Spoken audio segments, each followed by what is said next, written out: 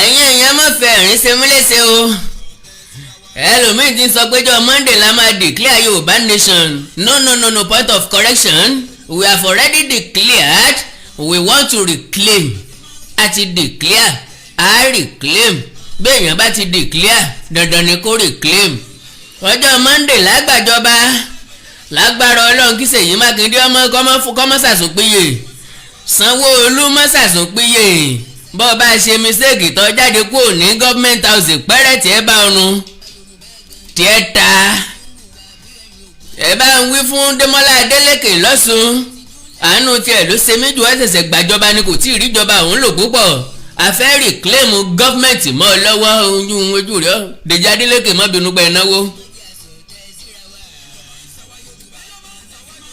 Gómìnà ìpínlẹ̀ Èkìtì máa múra wálé o Akérédolú ọ̀rẹ́ Yorùbá nation ní tẹ́lẹ̀ ó ti dọ̀tá wọn nígbà tó ti sọ pé àwọn ọlọ́pàá ọmọ arrest wa àwọn èèyàn bẹ̀rẹ̀ sí ní ṣépè fún Rótìmí Akérédolú is very much our friend ẹni tó fẹ́ràn Yorùbá torí Rótìmí Akérédolú náà àwọn gómìnà ọ̀sọ̀ wọn.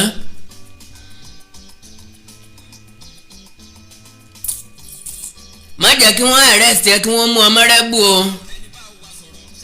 sọ fẹ́ sunlé fún New Year.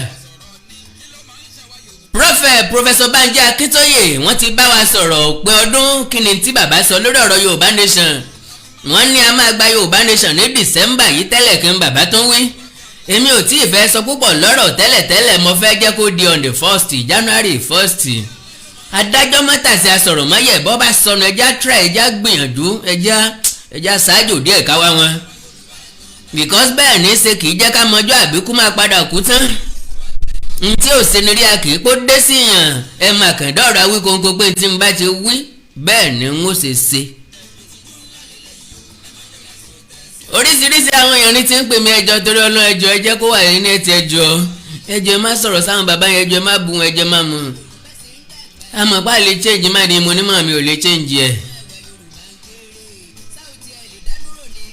iṣẹ́ tá a rán ọkọ́lọ́kọ́ ń ṣe nínú oko àdánìkan ní yàbàrá jukọ̀ ẹ̀bá ọ̀nà òwò àdámọ̀ ní ká àdá lẹ́yìn tọkọ ní yọkọ́ lẹ́nu ọrọ̀ olè fà ń lẹ́nu ya mọ́ bí ọba kan fasọ̀ mi ya lókù àbímọ́ ni kì í ṣàwòṣe àwọ̀ ọkọ.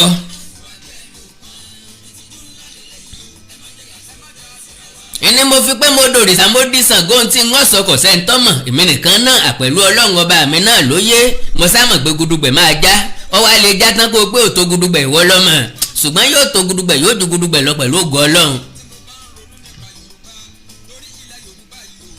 ọyẹ kílẹ̀ Yorùbá ó ti tẹ̀ síwájú ọ̀tẹ̀ ìdúkù propaganda ńlọ fà wá sẹ́yìn Professor Banji Akintoye soríṣiríṣi nǹkan tó fà wá sẹ́yìn Professor Banji Akintoye wá sọ̀rọ̀ kan tí n ò fẹ́ gbọ́ lẹ́nu wọn. gbogbo ẹ̀ lẹ́gbọ̀ọ́ níbi tí wọ́n ti sọ́lẹ̀ ti gbọ́ ẹ̀yin tẹ́ ẹ̀ bá tí ì gbọ́ ẹ máa padà gbọ́ orí prógrámù ọ̀rẹ́ mi kan náà ni mo ti yọ. ẹni ó gbé ọ̀rọ̀ wọn oríṣiríṣi àwọn èèyàn tí ẹni ó gbé ọ̀rọ̀ Professor Banji Akintoye náà because tẹ́ bá ń sọ̀rọ̀ nípa Yorùbá Nation lónìí lẹ́yìn Professor Banji Akintoye lẹ́yìn Sunday Adéyẹmọ Ìgbòho ló tún kàn. now Messi versus Ronaldo me and you kí ló túmọ̀ sí kí ni mínì kí ni tí mo fẹ́ mú jáde ń bẹ̀ ṣé Messi àti Ronaldo nìkan gangan ni mò ń bá wí bó ló ṣe jẹ mọ́ mi bó ló ṣe dìrọ̀ mọ́ ọ fara rẹ balẹ̀ fara rẹ balẹ̀ fara rẹ balẹ̀ mọ́ kànjú kánná lé ọ léré ẹ̀yìn àgbéyàwó bó àbá kì í garùn don't naga I am coming.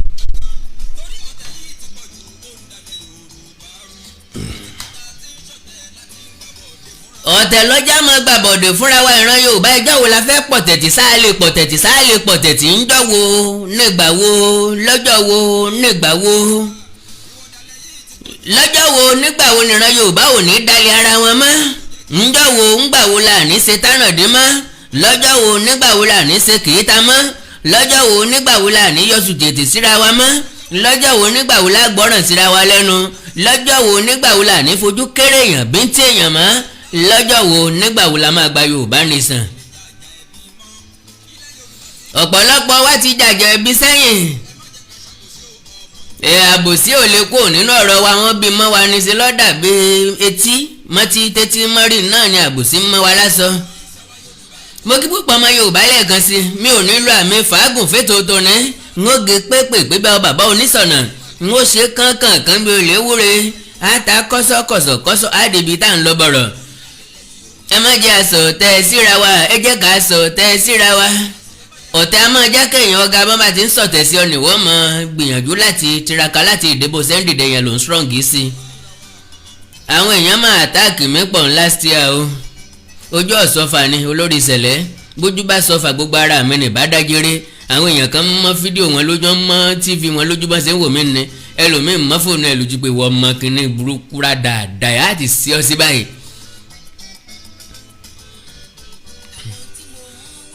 àti sí ọ sí báyìí àkàndá àti sí ọ sí báyìí wẹ́ àǹbúlọ̀kù ẹ̀ níwájú ó ń lọ lẹ́yìn àǹbúlọ̀kù ẹ̀ lẹ́yìn ó tún rẹwájú agélọ́tún ó yọ lọ́sí agélọ́sí ó gbọ̀tún agé lórí ilẹ̀ ó tún gbójú òfurufú yọ àti sí ọ sí báyìí wẹ́ ẹ gbà kádàrá ni o àní ẹ gbà kádàrá ni.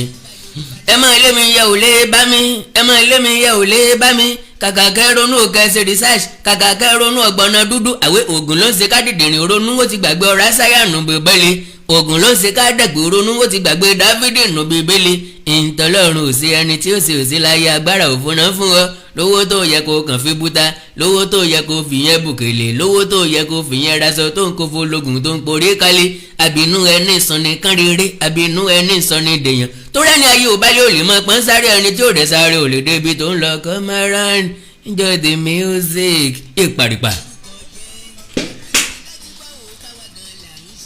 àkàndá ń ọ̀fẹ́ ṣàkàwé púpọ̀ ń ọ̀fẹ́ yà púpọ̀ ń ò sì fẹ́ kí ètò yìí ó gùn wọ́n wọnú Messi wọ́n wọnú Ronaldo kí ló fàríyànjiyàn wa nípa àwọn méjèèjì báwo wá ni wọ́n ṣe rìlẹ́ẹ̀tì mọ́ wa ta ni Messi ta ni Ronaldo ní Nàìjíríà, ta ni Messi ta ni Ronaldo ńlẹ̀ Yorùbá. Lára Messi àti Ronaldo wa ni Saheed Òṣùpá àti Pasuma. Látayébáyé la ti fi wọ́n wéra wọn. Messi àti Ronaldo wa gan kù Lọ́dúnládé Adékọ́lá àti Fẹ́mi Adébáyọ̀. A máa ń kọ̀ǹpíà wọn síra wọn ni. Another Messi wa náà tó ní Fúnkẹ́ Akíndélé àti kí lorúkọ ọmọdé wọn Tóyìn Àìmákù. Another Messi àti Ronaldo wa òun náà ni Kọ̀lìntì Àyìnlá àti Barrister kọ́lọ̀ dẹlẹ̀ fẹ́yàn rí. Another Messi àti Ronaldo wa ni King Sunny Adé àtẹ̀bẹ̀rẹ̀sà òbí. Another Messi and Ronaldo wa òun náà ni tatúni gbèlè o. Another Messi and Ronaldo lèmẹ́ àti wọ́. Àwọn èèyàn kan sì mọ kọ̀ǹpíà wa síra wọn. Àwọn òbí wa ó sì mọ kọ̀ǹpíà wa síra wa. Bọ́mọ kan bá sepò kínní wá níbo ni wọ́n ń wò ń bọ́mọ kan ló sepò kínní o. Bóbí kan náà bá wá tọ́jú ọmọ rẹ̀ dáadáa náà àwọn náà pé báwọn òbí kan náà lélẹ́yìn bá mi bó ń tẹ́ ṣe wá rí báyìí mọ́ mi bó ń tẹ́ ṣe wá rí báyìí. Àmọ́ rántí ìgbà tá a wà kékeré ọwọ́ báyìí ni wọ́n fi pín ẹja lé wa lọ́wọ́ bí èèyàn bá fi eyín gé ẹran fún mi gbà náà mi ní jẹ́ wọ́n sọnù ni. Analysis kéékèèké ni mo fẹ́ ṣe you will surely enjoy it but n ò fẹ́ dá ọ lágara èèyàn kan ń bẹ lọ́dọ̀ mi tí mo fẹ́ tètè yọ̀ǹda kí ni tí wọ́n bá wá ìránṣẹ́ Ọlọ́run alààyè ni wọ́n ikọ̀ àtìrìjọ Olódùmarè àgbà wòlíì ẹni tẹ́ ẹ ti bá pàdé ń bí ẹni tẹ́ ẹ ti mọ̀ bí ẹni mọ̀wó náà ni mo gbọ́n wọn ìwà agbẹnu ọlọ́kùnrin mi fẹ́ nǹkan tó máa dá mi dúró ni mo fẹ́ kí n tètè yọ̀ǹda wọn kàn tètè padà sílẹ̀ Ìbàdàn ọ̀nà jìn rẹ̀ sì ti ń sú. Prophet Ṣólóyè Táíwò tá a mọ̀ sí bàbá àṣẹ ọ̀rọ̀ àti agbára ẹ káàbọ̀ sórí ètò yìí bàbá. ẹ kú lé sà. Ọlọ́run májẹ̀mú, Ọlọ́run agbára, Ọlọ́run àṣẹ, Ọlọ́run ọ̀rọ̀, Ọlọ́run ohùn, mo dá ògo àti ọlá padà sí ọ̀dọ̀ rẹ. Iná inú àpáta tí ò ṣe é bomi pa, ayérayé Ọlọ́run ìyanu, gbẹngbẹ̀nẹ̀kè nínú àwọn ọ̀run, awúwo má ṣe é gbé, aṣíwájú ogun lálọ, akẹ́yìn ogun lábọ̀, ìwọ ni òpó rìbìtì tó gbé ayé àti ọ̀run ró tí ó sì lè bìwó, ìwọ tó lóyún ara rẹ tó gbẹ̀bí ara rẹ, ìwọ tá ò lè fi wé ẹnì kankan.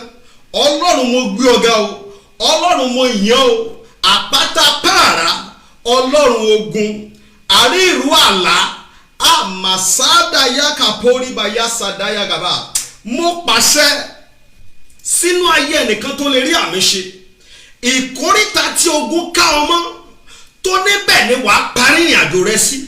Tó o bá lè rí àmì yẹn ṣe lónìí lórúkọ Jésù agbára ọ̀run kó tú ọ sílẹ̀. Ìdí ọpẹ́ mi rè sà màálísà dáyàkàbà.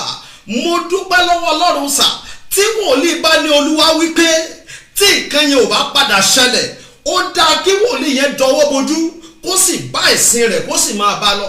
Ṣùgbọ́n mo sọ nígbà tí mo wá kẹ́yìn pé Olúwa rán mi sí àwọn ènìyàn pé òun fẹ́ tú àwọn èèyàn sílẹ̀. Ìdí ọpẹ́ mi wá ni pé Olúwa ṣe ọ̀pọ̀lọpọ̀ àwọn ìyanu tó kọjá ìmọ̀ àti ọgbọ́n orí mi sà. Bàbá mo tún wá dúpẹ́ lọ́wọ́ Ọlọ́run nínú ayé tiyín náà sà nítorí pé Ọlọ́run ń lò yín fún ìgbékalẹ̀ ìtúsílẹ̀ ọ̀pọ̀lọpọ̀ àwọn ènìyàn.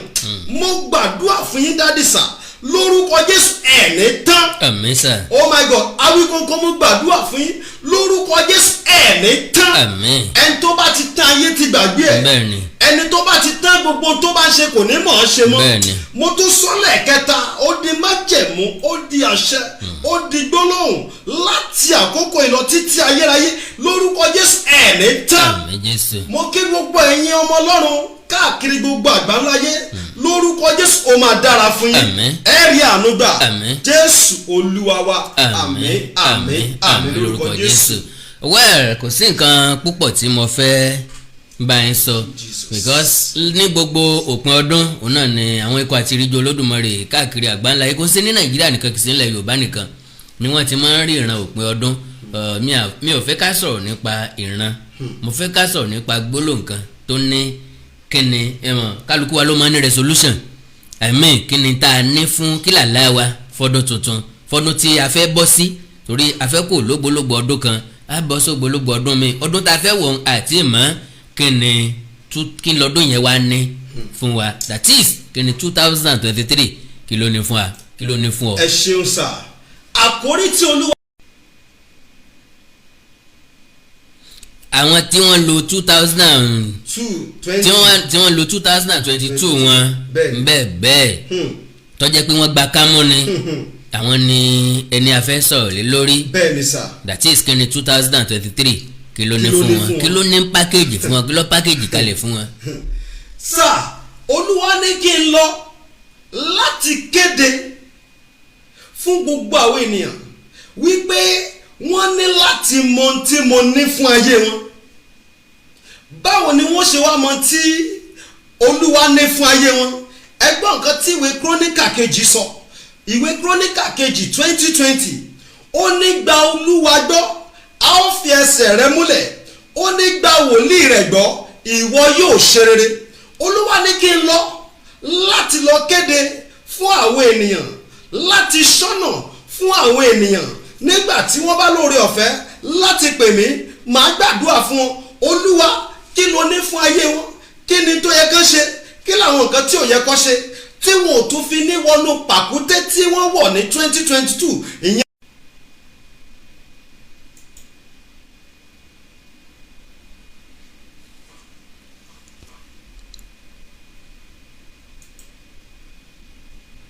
à ń sọ̀rọ̀ nípa testimony àti àwọn iṣẹ́ ìyanu tí ọlọ́run ṣe nínú ètò tó kọjá lọ lọ́wọ́ mò ń gbọ́ yín sà. sà màmá yẹn wá sọ pé ẹjọ́ sà sẹ́yìn ni prophet Taiwo láti Canada làwọn ti sọ̀rọ̀ mo ní bẹ́ẹ̀ ni mà tẹ́ ẹ sọ ìtàn yín pé ìyá yín bí yín ṣùgbọ́n òkú ní láàrin wákàtí mẹ́ta kọ́lọ́n tó dá yín padà mo ní bẹ́ẹ̀ ni mọ́mì wọ́n ní ẹjọ́ ṣe lè gbàdúrà fáwọn mo ní mọ̀mọ́ ìdí tí ẹ fi mú nínú ọ̀rọ̀ yìí tẹ́ ẹ fi pè mí a jẹ́ pé májẹ̀mú tọ́lọ́run fẹ́ lò láti fi tú yín sílẹ̀ rèé o mo sì lo májẹ̀mú yẹn sà mo fi gbàdúrà fún màmá yẹn náà jẹ́ ìkan lára àwọn tí wọ́n ń pè mí fún testimony ẹnìkan náà máa ṣàmì gbọ́ ọ̀rọ̀ olúwa látẹnu mi tó bá ṣe pé lóòótọ́ a pè mí a yàn mí ara mi níṣẹ́ tó dá mi lójú gbogbo tó dàbí ogun líle nínú ayé tiẹ̀ náà lórúkọ Jésù agbára Ọlọ́run máa ṣẹ́ wọlẹ̀ omi sà tí èèyàn ò bá mọ ibi tó ń lọ dáàdi èèyàn máa ṣìnà ìdí nìyẹn tó lọ́wọ́ fi rán mi wá o tí èèyàn bá tún mọ ibi tó ń lọ tí ò bá mọ gbèsè tí ó gbé níbi tó ń lọ a tún máa ṣìnà sà nítorí pé gbogbo ẹ̀dá tó wà nílé ayé yìí òun náà ló nílò ìtọ́ni bí olúwa ṣe ìdí nìyẹn tá a fi rán àwọn wòlíì sínú ayé ìdí nìyẹn tó olúwa fi gbé wòlíì kalẹ̀ sínú ayé lóòótọ́ ẹnìkan sọ lọ́wọ́lọ́wọ́ pé ọ̀pọ̀lọpọ̀ wòlíì lòun ti bá pàdé tó jẹ́ pé oríṣiríṣi ló ti ṣẹlẹ̀ wò mí sà máa gbọ́ mi sà téèyàn bá débi tó ń lọ èèyàn kì í dúró tí ọlọ́run má jẹ́ kárí kò ṣe dáadáa tí ọkọ̀ bá ṣe nǹkan kan síyàn tó bá gbàyàn ọkọ̀ náà ni wọ́n tún fi gbé. kódà kọ́kọ́ gbàyàn. bẹ́ẹ̀ ni sà tọkọ̀ bá gbàyàn ọkọ̀ náà ni wọ́n fi gbé má rò pé bóyá tó rẹ́nìkan ṣe nǹkan sí ọ pé ibẹ̀ ló pín dé ìjọ téèyàn bá sọ pé ó ti tẹ́jọ́ ìyá jẹ́ pòun fúnra rẹ̀ ó ti sin rẹ̀ láì tí kú. mo gbàdúrà fún ọ ogun tó jẹ́ kó o máa ná àná dànù ní gbogbo ìgbà lónìí lórúkọ Jésù ogun yẹn máa ṣẹ́ wọlé onísà tó o bá ronú bẹ́ẹ̀ jẹ́ sáré mú a lọ sínú ìwé Mark orí 5 ẹsẹ̀ 21 mo sọ̀rọ̀ nípa òkú ọmọbìnrin Jáírù ẹ má gbàgbé olórí sínágọ́gù ní Jáírù o ọmọbìnrin rẹ̀ ti wà lójú ikú ó wá lọ wò pé kí ló fẹ́ ṣe wọn bá ké sí Jésù níbi tí Jésù ti ń lọ lójú ọ̀nà sà nǹkan kan tó ṣẹlẹ̀ ó pàdé ọmọbìnrin kan onísun ẹ̀jẹ̀ ti pẹ́ nínú ìsun ẹ̀jẹ̀ dábìsà bíbélì ṣàkọsílẹ̀ rẹ̀ pé ó ti ná oríṣiríṣi ọ̀dọ̀ oníṣègùn ẹ má gbàgbé o ó ti ná oríṣiríṣi ọ̀dọ̀ oníṣègùn débi pé kò sí owó kankan lọ́wọ́ ẹ̀ mọ́ ṣùgbọ́n àkọsílẹ̀ nínú ìwé Mark orí 5 níbi 25 yẹn pé ó ṣalábàápàdé Jésù ìsun ẹ̀jẹ̀ tán ti gba gbogbo owó lọ́wọ́ rẹ̀ sì gbẹ ẹnìkan náà máa ṣàmì gbogbo tó ti náwó lé lórí ogun tó náwó lé lórí tí ò ṣẹ torí pé Ọlọ́run rán mi sí ọ lónìí lórúkọ Jésù ogun yẹn máa ṣẹ lórúkọ Jésù ogun yẹn máa ṣẹ ẹgbọ́n mo tẹ̀ fẹ́ rán yín létí mo fẹ́ rán àwọn èèyàn létí nǹkan kan sà nǹkan kan ṣẹlẹ̀ bíi ọdún 2 àbọ̀ sẹ́yìn mo gbàdúrà fún dádì kan sà Ọlọ́run jẹ́ kán rí ìyanu bí Ọlọ́run ṣe jẹ́ kán rí ìyanu wọ́n wá fún ọ̀rẹ́ wọn kan ní nọ́mbà bí ọ̀rẹ́ wọn yẹn ṣe pè mí ẹ ló sà ẹjọ́ sẹ́yìn ni prophet báyìí mo níbẹ̀ ni sà wọ́n ní ẹjọ́ àwọn ti wà nínú ìṣòro kan fún ọjọ́ pípẹ́ pé ìṣòro yẹn ó dẹ̀ ti jẹ́ nǹkan tó ń bà wọ́n nínú jẹ́ tó yẹ pé àwọn ti fẹ́ pokùnso nígbà kan ṣùgbọ́n àwọn wá sọ fọ́ọ̀rẹ́ àwọn pé kíní yìí ṣọ́ọ̀ tiẹ̀ mọ wòlíì kankan ni ó lóun wá sọ pé òun ní wòlíì kan tó jẹ́ pé oníwọ̀nba béèyàn ṣe ni trust èèyàn torí èèyàn náà ni gbogbo wa òun trust wòlíì yẹn jẹ́ kí n fún ẹ ní nọ́mbà bí dáàdi ẹ ṣe pè mí ẹ ló sà ṣẹ́yìn ní báyìí mo ní èmi ni sà yóò dára fún yẹn ránú gbà o ṣé kò sí o ọ̀rẹ́ àwọn kan báyìí ló fún ọ ní nọ́mbà wípé ọlọ́run lò yín fún ìyanu àwọn pé ẹjọ́ dáàdi àwọn náà ní àwọn nǹkan táwọn ń là kọjá kí làwọn nǹkan tó ń là kọjá nǹkan tó burú ni sà wọ́n ní káwọn tó sùn pẹ́ báyìí wọ́n láwọn ti máa lálàá pé àwọn jẹun lójú oorun wọ́n ní káwọn tó sùn pẹ́ báyìí àwọn lè ríra àwọn pé àwọn bára wọn nínú agijù wọ́n ní káwọn tó sùn pẹ́ báyìí àwọn lè máa ríra àwọn pé àwọn ní àjọṣepọ̀ lójú oorun àti bẹ́ẹ̀ bẹ́ẹ̀ lọ táwọn nǹkan tó burú sà débi pé kò sí àṣeyọrí kan báyìí táwọn ní láti 15 years ago táwọn ti wà ní diaspora wọ́n wá ní dáàdi ẹjọ́ ẹ bá mi send account number yín sà mo kàn fẹ́ bless yín kẹ́ ẹ máa fi ṣe prayer fún mi mo wá wò pé ẹ fẹ́ bless ni mo wá send account number sà bí mo ṣe send account number tán mo dẹ̀ gbóhùn olúwa sọ fún mi pé ṣé ìwọ ló fẹ́ ṣiṣẹ́ ní àbẹ́mi mo fẹ́ ṣiṣẹ́ pé o ò gbọ́dọ̀ gbà nǹkankan lọ́wọ́ arákùnrin yẹn o sì gbọ́dọ̀ fi ọjọ́ méje sílẹ̀ fún àwẹ̀ àtàdúrà pẹ̀lú ẹ̀ pé nígbà tó bá rí ọwọ́ mi yóò ṣe ọ́ lóore tó fẹ́ ṣe ọ́ nígbà tóun ò tí ì ṣiṣẹ́ nínú ayé ẹni yẹn sà mo wá bí mo ṣe sáré mo á kọ́ wọnú whatsapp náà mo kọ́kọ́ dìlítì mẹ́sẹ̀gì account number mi mo kọ́kọ́ dìlítì ẹ̀ mo wá pè wọ́n fúnra mi padà mo ní ẹjọ́ ẹ má bínú sà olúwa ní kí n má gbà nǹkan lọ́wọ́ yín ṣùgbọ́n kí n ṣe prayer pẹ̀lú yín níwájú ọlọ́run àtẹ̀yàn sà lẹ́yìn ìgbà tí mo ṣe prayer yẹn tán nígbà tó tó bí oṣù kan àbọ̀ mo ṣàrí pé mi ò gbọ́ ọ̀kan látọ̀dọ̀ wọn mọ́ èmi olúwa ní kí n pè wọ́n mo wá pè wọ́n ẹ ló sà ẹ kọ ọjọ́ mẹ́ta ó ní dáàdì sà ṣé ẹ bínú àwọn ò bá ti pè yín sà wọ́n ní àwọn wò pé kó má jẹ́ pé ogun tó ṣẹ̀yẹn lè padà wá. káwọn ọmọ ti dùpẹ́ tán ọmọ àjẹgbé lẹ́yìn ìgbà tó bá tó wá padà wá àwọn gbà àkàrẹ́ tó ti rú tú wọ́n ní ìdí nìyẹn táwọn ṣe fẹ́ fi àyè díẹ̀ sílẹ̀ pé lẹ́yìn oṣù méjì làwọn dá pé tó bá ti tó oṣù méjì táwọn ò bá ti rí nǹkan yẹn mọ́ pé àwọn ṣẹ̀ máa wá pè mí láti fún mi ní testimony ẹnìkan máa ṣàmì gbogbo ogun tó ń gbé ọ dààmú káàkiri tó fi dàbí pé o ti fẹ́ useless ara rẹ káàkiri lónìí ogun yẹn máa ṣẹ́ sàlẹ́yìn 2 months yẹn bàbá ìwà ṣèwà pè mí gangan èmi mo pè wọ́n o wọ́n ṣèwà pè mí wọ́n ní dádì sà ìsìn àwọn ṣèwà confidence láti ní ọlọ́run ti bá wọn ṣe gbọ́ọ̀rọ̀ olúwa látẹnu mi ìwọ náà máa ṣàmì gbogbo ogun tó rò pé ṣó lè ṣẹ́ lónìí ni mo pàṣẹ ọwọ́ agbára tó ṣẹ́ ogun fún Dáníẹ́lì láti inú wo kìnìún lónìí kó ṣẹ́ ogun ayé rẹ ẹgbọ́n mi sà olúwa rán mi pé òun fẹ́ mú àwọn èèyàn kúrò nínú àjàgà ogun pé nínú ọdún 2023 tí wọ́n wọ̀ lọ àwọn tí wọ́n bá lè gbàgbọ́ tí wọ́n bá lè jẹ́ kájọ gbàdúrà papọ̀ olúwa ní òun fẹ́ mú wọn kúrò ní àwọn ìpele kan tán wà òun fẹ́ fún wọn ní ìpele tó ga olúwa sọ pé gbogbo àwọn ẹgbọ́n mi sà olúwa sọ pé àwọn kan wà tó jẹ́ pé wọ́n ń la àwọn nǹkan kọjá mo béèrè pé olúwa kí làwọn nǹkan tán ń là kọjá olúwa ní fún àpẹẹrẹ ẹni tó jẹ́ pé ó ń lé nǹkan bíi promotion ẹni tó jẹ́ pé òun náà ó ń gbìyànjú pé kóun náà tiẹ̀ rí visa ẹni tó jẹ́ pé ó ń gbìyànjú kóun náà tiẹ̀ rí ìwé ìgbélú ẹni tó jẹ́ pé òun náà gbìyànjú kóun tiẹ̀ bọ́ lọ́wọ́ ogun àìsàn ẹlòmíì àìsàn náà fi ń gbowó lọ́wọ́ ẹ̀ àìsàn lógún àṣedànù tó ń bá jà lára àwọn tí mo ná ní testimony yẹn sà ẹgbọ́n mi sà mo ń pray pẹ̀lú bọ́mì yẹn testimony ńlá lélẹ́yìí o mo ń pray pẹ̀lú wọn kéèyàn kàn déédé ẹ má jẹ́ sọ fi gbogbo ẹnu sọ̀rọ̀ màá yá sádàyà gàbà ẹgbọ́n mi sà gbogbo ìwọ tí ayé sọ sínú àìsàn tí wọ́n fi ń ná àná dànù fún ọ lónìí agbára ọ̀run kó tú ọ sílẹ̀ nígbà tí mi àti màmá yẹn gbàdúrà nígbà tó tó stage kan màmá ní dádì tẹ́ bá tiẹ̀ ní ẹni bóyá omi àdúrà bí nǹkan ẹ tiẹ̀ ẹ fi ránṣẹ́ sí mi mo ní kò sí problem ìjọ tí mo gbé àwọn nǹkan ètò àdúrà yẹn tí mo gbé dé ọ̀dọ̀ àwọn DHL mo ní kán máa bá mi wo nọ́mbà address tí mọ́mì yẹn kọ sí mi níbẹ̀ mo ti rí nọ́mbà wọn ṣé màmá yìí mọ̀ pé mo ti dé ọ̀dọ̀ DHL ní tó fi ń pè mí bí mo ṣe gbé kọ̀ wọn sà mo bá rí tán bẹ̀rẹ̀ sí ní kọrin ọpẹ́ kódà ó sì wà lórí fóònù mi dì sínsìn wọ́n ń kọ orin ọpẹ́ iye mi gan bí tí mo wà inú mi dẹ̀ ń dùn kódà mi ò tiẹ̀ béèrè mọ́ torí mo mọ̀ pé nǹkan tá a jọ gbàdúrà lé lórí mo ti mọ̀ kí ló lè kọrin ọpẹ́ sí mo ti mọ̀ pé òun náà ni. ẹ má jẹ́ kí n dá yín lágara tàbí bá yín lákòókò gbọ́ ọ̀pọ̀lọpọ̀ èèyàn tí ń wò wá náà ni wọ́n fẹ́ pè yín lẹ́yìn ètò pé kẹ́ gbàdúrà fún wọn àkọ́kọ́ pé kẹ́ bá wọn gbàdúrà papọ̀ èkejì pé kẹ́ sọ́nà fún wọn nọ́mbà wo wọ́n lè pè yín sí.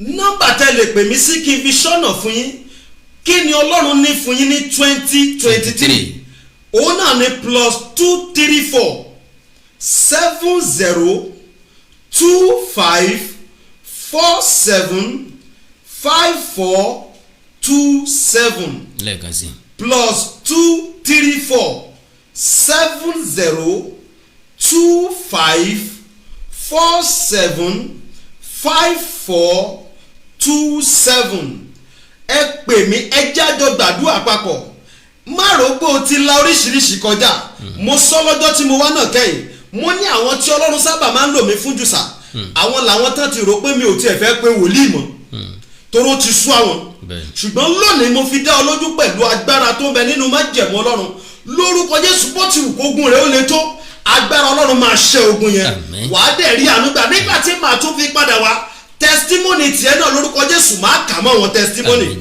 Jésù Olúwa wa àmín àmín àmín lórúkọ Jésù. well ẹn tẹ́ tí ń gbọ́ wọn láti ẹ̀kan náà ni Prophet Ṣolóyè Táíwò bàbá orí òkè àṣẹ àti agbára nọ́mbà wọn náà lélẹ̀ lẹ́ẹ̀kan sí tẹ́ bá fẹ́ pè wọ́n ẹ láǹfààní àti pè wọ́n sórí +234 702 547 5427 +234 702 547 5427.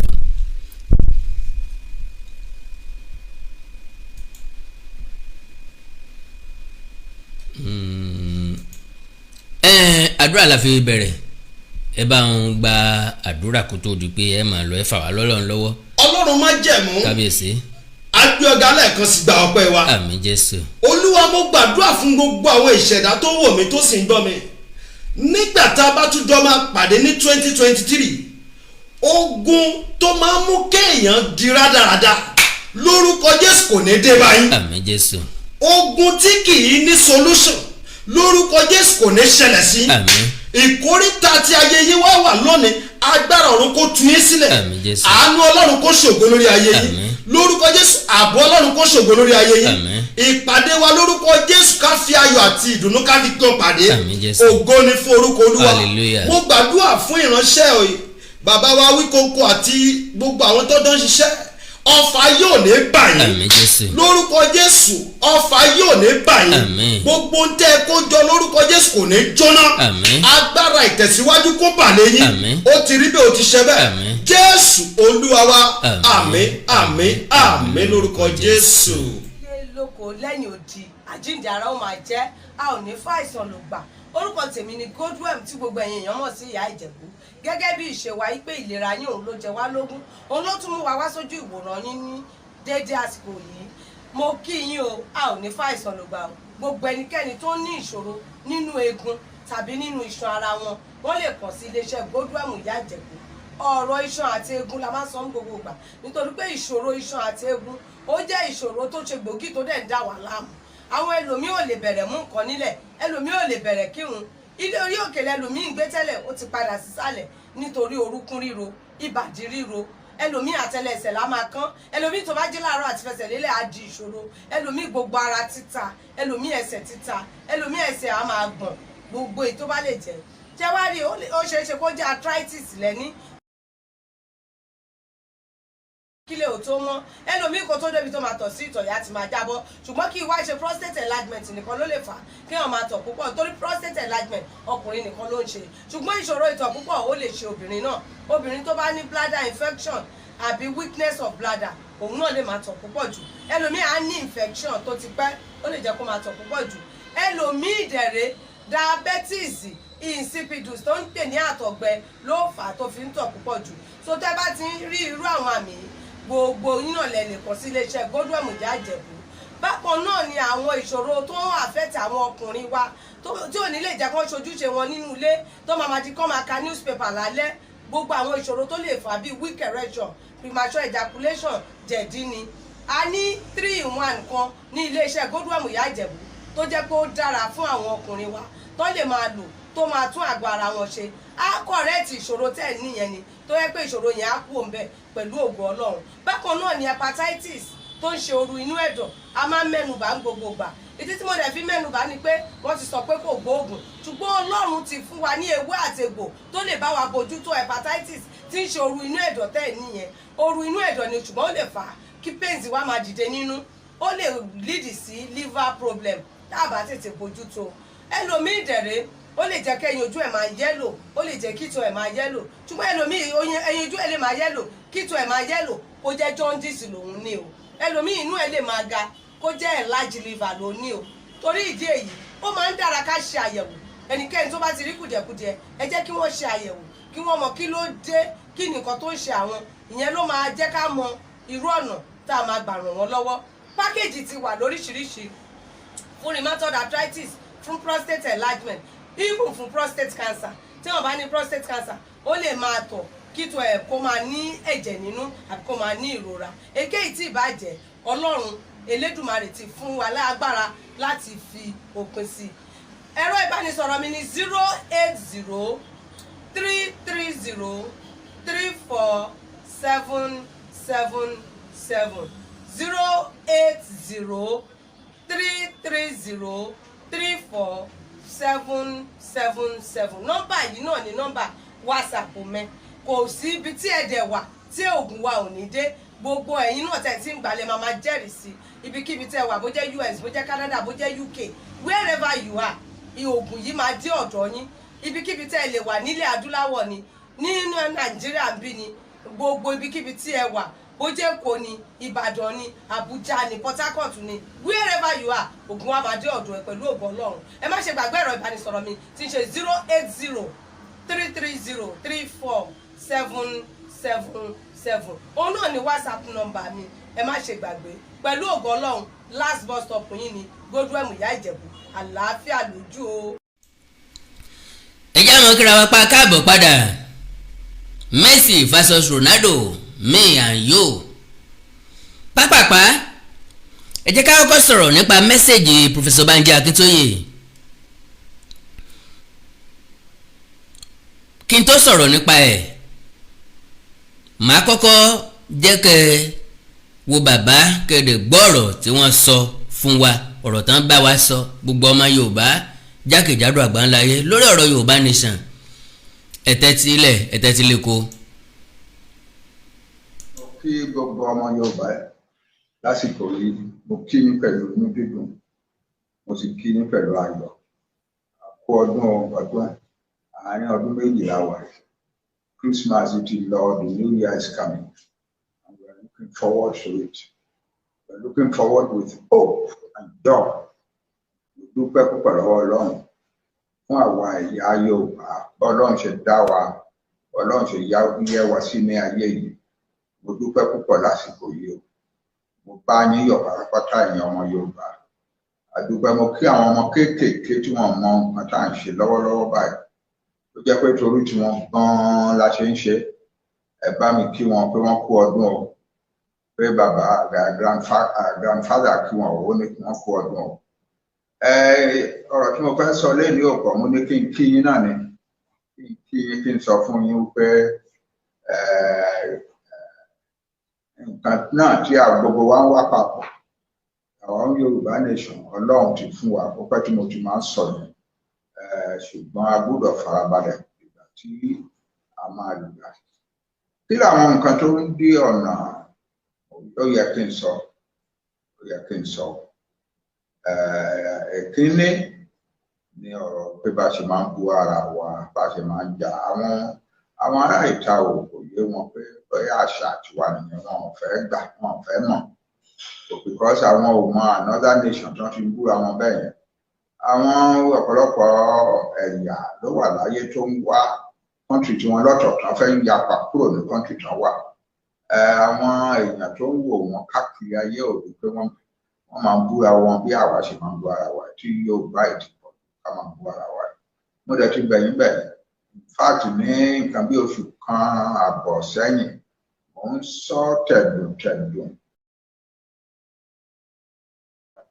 Mo dẹ̀ fẹ́ fi òpin sí ní àsìkò so that by the time tí ó bá máa dìbò yìí àárọ̀ la àni máa gbọ́ra ti àti wọ̀nyí lórí ewì wa àbí lórí àwọn social media wa. Kò yẹ ká máa ṣe bẹ́ẹ̀ rárá. Ọlọ́run tó fún ẹ ní ẹ̀bùn wípé kó lè máa ṣe ewì kọ́rọ̀ máa dùn lẹ́nu ẹ̀ kó lọ fi tún ayé ṣe ló ṣe fún ẹ o. Ìwà ìbàjẹ́ ìwà ẹ̀gọ́ ní pé kó a máa fi tú ayé ká kó máa fi bú àwọn èèyàn. Ọlọ́run ní kó lọ máa fi bú àwọn èèyàn tiẹ̀ especially.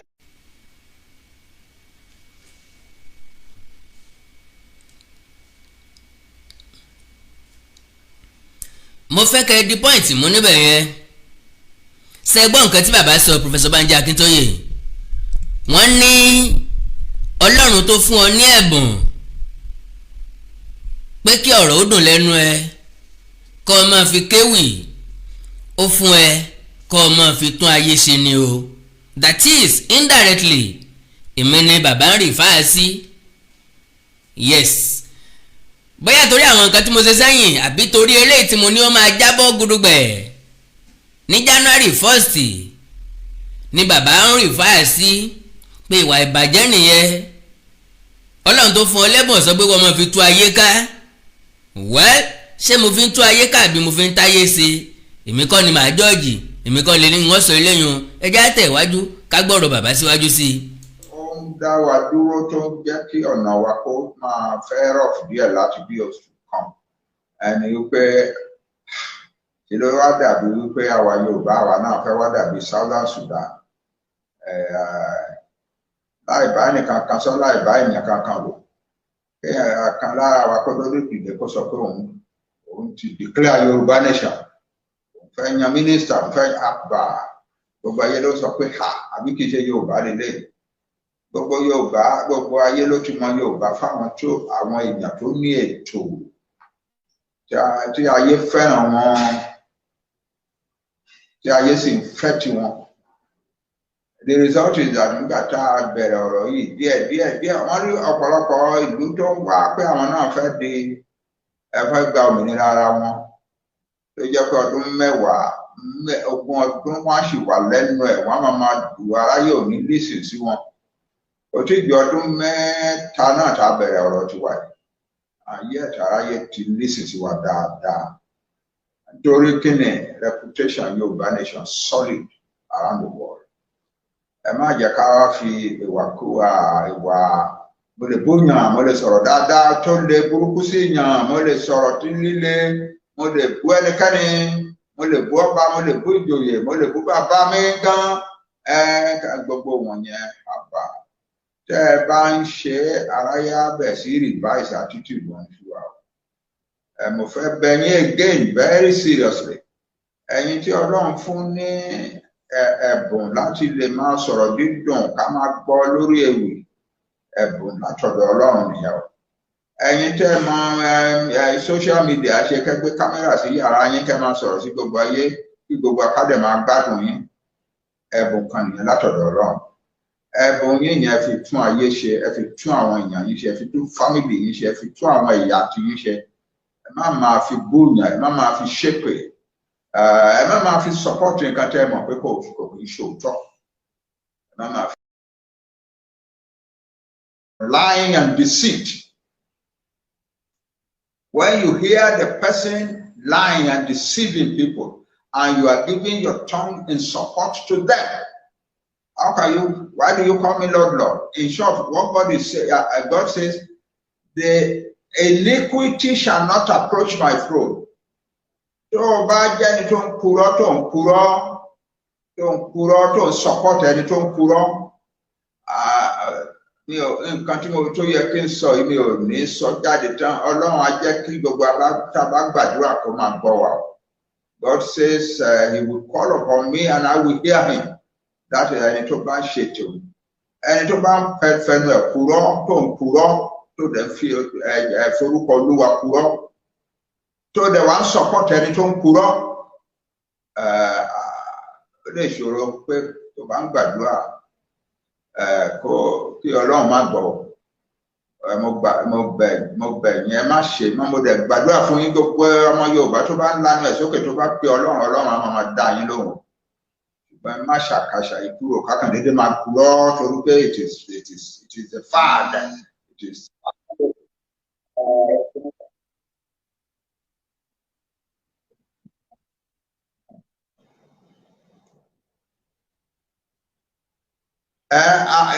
Ẹnikẹ́ni tó bá ń ṣe irú wọn yẹn ó ń risk pé tóun bá pe Ọlọ́run kọ́ Ọlọ́run má dáhùn lóhùn obìnrin yẹn má jẹ́ ká ṣe ra wa bẹ́ẹ̀. Nǹkan tí mo tún fẹ́ ní pé ńgbà tí àwa Yorùbá gbogbo èèyàn ló mọ̀ wá pé we are a nation of order dídé á di pé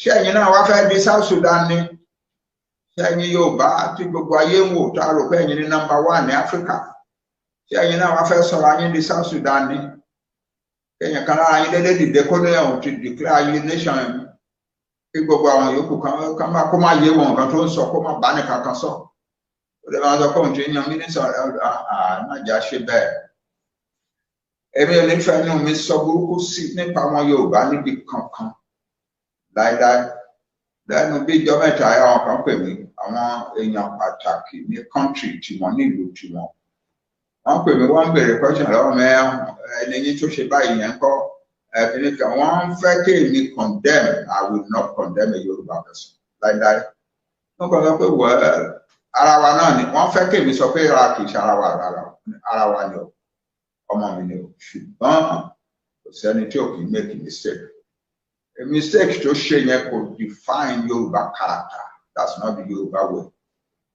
Ẹnìkan kan ò lè wá sọ pé àwa ò ní right láti máa pariwo káàkiri ìgboro pé àwa ń fẹ́ jáde kúrò Nàìjíríà. Táwọn ọmọ wa bá ń jáde síta tán pariwo wọn pariwo as of right nìyẹn. Ẹnìkan kan ò lè stop wọn. Kò sí gómìnà kankan, kò sí president kankan tó lè stop wa. Ó ká Buhari fúnra rẹ̀ lára ní 2017 United Nations General Assembly ó ní the self-determination is the inalienable right of every people and that it is immoral for the world to prevent a people from exercising their self-determination rights. That's the truth of the matter. So ẹni gómìnà ẹ lọ àmọ́ wípé ẹ ń gbádùn Nàìjíríà àwa yòókù àwọn gbádùn Nàìjíríà ẹ lọ fọwọ́wọ́nú àwa tí à ń fẹ́ jáde ní Nàìjíríà àpọ̀jù ẹ̀yin tẹ́ ẹ fẹ́ jáde tẹ́ ẹ fẹ́ jókòó sí Nàìjíríà ẹ lajúlẹ̀ náà ni ẹ fi wá sílẹ̀ ká máa ṣe tiwa báwa náà àwọn ọmọ wa ti agree láti fi yín sílẹ̀ kẹ́yìn náà máa ṣe tiyín. There are 2 different rivers flowing through the land of Yoruba land today. One prefers to stay in the slavery of Nigeria. The other is determined to get out of the slavery of Nigeria. Nídìí láti bára wa jà. Òde ló máa dé mọ sílé tó bá yá ayé yín o. Mo kí yín pé ẹ kú iṣẹ́ o. Ẹ kú gbogbo ràtìràtì tẹ́ ń gbé káàkiri pé àwọn ọmọ wa gbọ́dọ̀ rálẹ̀. Àwọn ọmọ wa á ṣe rálẹ̀ ìgbà tó bá wù wọ́n kò dẹ̀ sí nǹkan tẹ́ ẹ lè ṣe sí. Kò sẹ́nìkan. Oh, our young people are anxious. They want their country now. I want it now too. But we must wait until we can do it right. We must wait. It's not a long waiting. It's not a long waiting at all. We will wait until we can do it right. We can waiting another day, waiting 2 days, waiting a week, or even 2 weeks. It's not a bad thing. Doing it now and run into trouble is a bad thing. We will not do it in such a way as to run into trouble. This is a beautiful day in the life of the Yoruba people. The year that is coming is a beautiful year, the beginning of great things in the life of the Yoruba people. I congratulate the Yoruba nation. I congratulate you because God has bestowed his love, affection, and favors upon you. And every Yoruba person, everywhere in the world, will see the hand of God, the beauty of the hand of God in their lives as we go forward. Congratulations, and thank you all for listening to me. I love you all. I'm proud to be a Yoruba person, and I want you all to be proud to be Yoruba persons. Let me repeat. You think it is fashionable, it makes you money to abuse people, to say nasty things about people. Stop it. A nasty song may earn you money, but a beautiful song may earn you more money. Think of singing beautiful songs rather than dirty, filthy, insulting songs about your own brothers. God bless you all. Thank you very much. I love you all.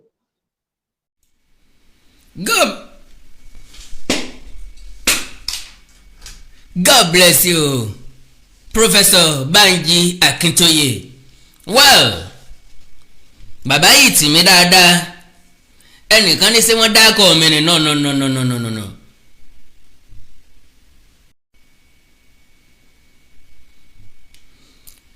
God bless you, sir, Professor the Emeritus, Professor Banji Akintoye. Àwọn èèyàn kan táìpù sí pé ṣé bàbá dárúkọ mi ni kò dìgbà tí wọ́n bá fi gbogbo ẹnu sọ bí òwe làálùlù àgídìgbò ọlọ́gbọ́n ní ju ọ̀mọ̀ràn ní mọ́ torí pé wé kókò la fi ṣàwọ̀ ẹ̀ igi gamugamu la fi lù ú afọ́jú ní lù ú àdìtì ní ijó bí ọba sì pọ́dún mẹ́ta àgbọ̀dọ̀ lúya. Mo wí tẹ́lẹ̀ pé Yorùbá mi kọ̀m̀plìtì so èmi ni bàbá ń dọ́gbọ́n pòwe mọ́ bọ́ bá lè sọ̀rọ̀ bọ́ bá lè kéwì tí gbogbo ayé sì ń gbà tiẹ̀ kò dìgbà tó bá búyàn tó bá bú àwọn èèyàn tó bá fi dà lóró to God be the glory. Èmi Àkàndá ò fi dà lóró wọn dẹ̀ déédéé búyàn. Kí ló dé tẹ́rù tí ń bà yín? January 1st mo ní wọ́n sọ̀rọ̀ òní ní December 30th we still have like 24 or 48 hours to enter new nation as you said pé lọ́dún yìí ni kò ní dọdún tí ń bọ̀. Gẹ́gẹ́ bí màmá Dúpẹ́ Onídìrí ti sọ pé ọdún yìí ni kò ní dọdún tí ń bọ̀. Now you now said we will wait until we can do it right. Meanwhile mi Àkàndá ti sọ fún tẹ́lẹ̀ sẹ́yìn ń pé Yorùbá ò tí ì ready fún Yorùbá nation. The same thing náà lẹ́mọ̀ tó ń sọ yìí sá that we cannot do it now and run into trouble. So ẹ mọ̀ pé a máa run into trouble. Why tẹ́mi wá sọ tí ò ní túmọ̀. Ẹni dídúró wa ó lè jọ́sẹ̀ kan ó lè jọ́sẹ̀ méjì ó lè jọ́jọ́ méjì ó lè jọ́jọ́ mẹ́ta ẹ sọ fún wa wípé till further notice. You got me right? Now ẹ já sọ̀rọ̀ díẹ̀ nípa mẹ́sẹ̀gì Professor Banji Akintoye. Ọ̀rọ̀ tí mo fẹ́ sọ lọ́ndì 1 mi ò ní ṣe mistake sọ díẹ̀ nínú ẹ̀ lónìí rárá. A sọ̀rọ̀ òní a sọ̀rọ̀ January 1st. Mi ò ready láti wá bú Professor Banji Akintoye mi ò ready.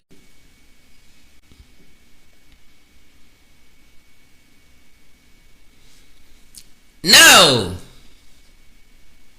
bàbá sọ̀rọ̀ pé ọ̀rọ̀ wa ti fẹ́ dàbí ọ̀rọ̀ South Sudan a ti make reference yìí sẹ́yìn kò yẹ ká máa búra wa a ti sọ sẹ́yìn. Now bàbá ń sọ̀rọ̀ nípa rally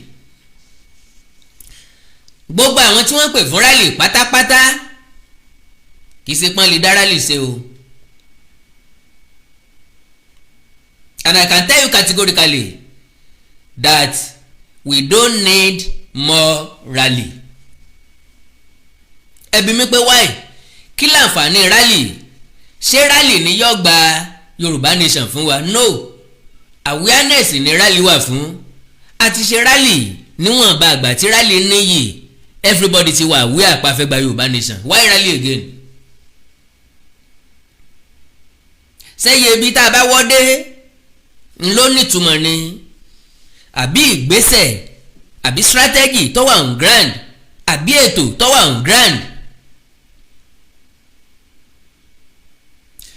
gbogbo yín ní èrò rere lọ́kàn o bọ̀ láti mú ṣẹ ẹ̀ mọ́. Daddy is truly a professor but professor on history not on current affairs not on economy not on statistics not on analysis àti bẹ́ẹ̀ bẹ́ẹ̀ lọ. So now bàbá la máa gba ok wọ́n sọ̀rọ̀ nípa Dúpẹ́ Onídìrí pé kẹ́nìkan déédéé dìde kó ló ń declare nation kò yẹ kó rí bẹ́ẹ̀ kọ́mọ wá bò tìyẹn minister of kìnìkan minister of kìnìkan àwa náà sọ pé ó yẹ kó rí bẹ́ẹ̀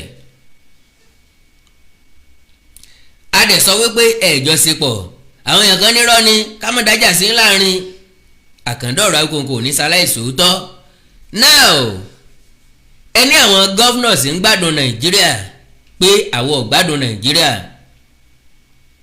yes governor kọ́ ni problem wa ìwé òfin ni problem wa àwọn olóṣèlú lẹ wà nínú problem wa ṣùgbọ́n bó ṣe rí káàkiri àgbáyé nù system of government ló lórí problem wa system of government tá à ń practice ó ní ìṣòro tá a ní nbi táwọn tó wà nílé ìjọba tí wọ́n ti ń yọ̀kẹ́ táwa ti ń gbẹ lẹ́nu bí ẹnu ẹyẹ nbi táwọn tó wà nílé ìjọba ti ń pàpà pín táwa ti ń ronjẹ àràdóṣù tá a ti ń raṣọ gbé ilẹ̀ kó wá padà gbowó bóò la ṣe wá fẹ́ kó nínú ẹ̀ ó dáa láti béèrè fún self determination ọ̀nà tá a gbé gbà yẹn kọ́ ẹ̀yin gangan ẹ̀sẹ̀sẹ̀ agree pẹ̀lú mi pé ọ̀nà tá a gbé gbà ọ̀ work rárá èmi Àkàndá ti sọ fún pé kò work sẹ́yìn láì mọ iye oṣù sẹ́yìn. Why? Because I am a philosopher by birth ńkọ́ ńlọléèwé ẹ̀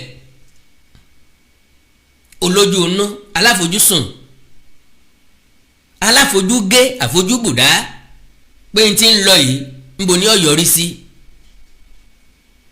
Mo ti jáde sẹ́yìn wá sọ fún kì í ṣe ní ìsìn lèmi ṣẹ̀ṣẹ̀ ń sọ tọ̀dọ̀ mi tẹ́fí máa gbé ìgbà tó ti rí pé kò wọ́ọ̀kì mọ́ lọ́sí ṣẹ̀ṣẹ̀ wá sọ no kẹ́yìn ó tó rí lèmi ti rí. Mo kọ́kọ́ sọ pé Yorùbá nation ti kú àwọn yẹn wá sọ pé àkí má sọ bẹ́ẹ̀ mọ́ máa bomi tútù sáwọn èèyàn lọ́kàn ni mo fi change word mi o ó ṣeéṣe o tá a bá rin ọ̀nà míì báyìí kàṣà báyìí káwòdì now ọ̀nà wo la fẹ́ fi yè bọ́ kò ní Nàìjíríà kò rọrùn kìí ṣe lónìí kìí ṣe 10 years to this time mo tún wá mọ̀ ẹ̀ bẹ́ẹ̀ n tó fi lè ṣẹlẹ̀ any moment between now and 10 years to this time ó ní ìṣẹ̀lẹ̀ àbàmì tí yóò ṣẹlẹ̀ tí yóò mì gbogbo Nàìjíríà tìtì tí ìṣẹ̀lẹ̀ àbàmì bá ń mì wọ́n ilẹ̀ Haúsá ni o kọ̀ọ̀kan wá o kò lè change Nàìjíríà kò lè mẹ́rin kankan kó Nàìjíríà bí ìṣẹ̀lẹ̀ àbàmì bá ṣẹlẹ̀ ńlẹ̀ Yíbò wàhálà tí wọ́n ní òkú tí ọjọ́ tẹ́ni kì í ṣe tọ̀fọ̀ bí ìṣẹ̀lẹ̀ àbàmì bá ṣẹlẹ̀ ńlẹ̀ Yorùbá wàhálà tiwa ni wàhálà tèmi àtẹ̀yìn ni kọ̀ọ̀kan Yíbò kọ̀ọ̀kan Haúsá mẹ̀mẹ̀ tí yóò mì ìṣẹ̀lẹ̀ tí ó ṣẹlẹ̀ tí yóò kan Haúsá at the same time tí yóò kan Yíbò at the same time Niger Delta at the same time àwa Yorùbá at the same time ló lè pín Nàìjíríà.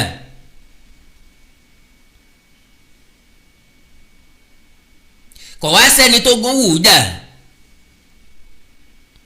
for more than 10 months ní Russia ti ń bá Ukraine pò lọ́kàn wọn káwọn ṣe Ukraine ń bẹ káwọn kàn rìn wọ́n kọjá ni káwọn kẹrù káwọn gba gbogbo lẹ̀ wọn wọ́n ṣàfọ́ Russia wọ́n máa ń bára wọn pò ń bẹ̀ wọn mọ̀ tí ìkúrò wọn mọ̀ tí ìrìyànjú. So how do you fight internal war?